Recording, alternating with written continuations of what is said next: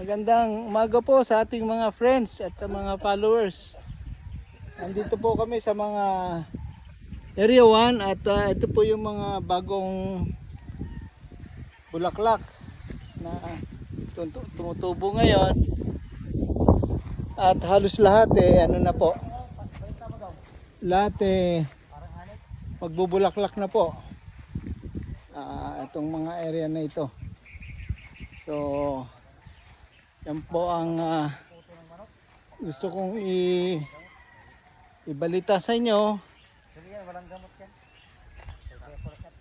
Ito, may ano na po. May bulaklak na.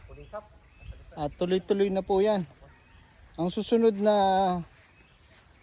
i-spray namin yung yung panglanggam at abono. Dahil maganda naman ang tubo ng mga dahon, mga kapal.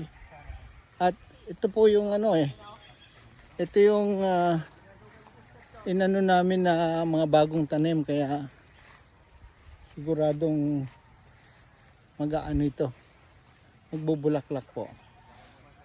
So ito po yung area 1 at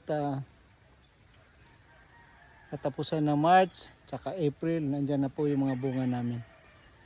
Yan po ang aming report ngayong Sabado, March 22.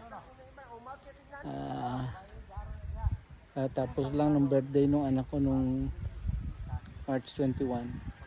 Maraming salamat po at happy Saturday sa inyo lahat.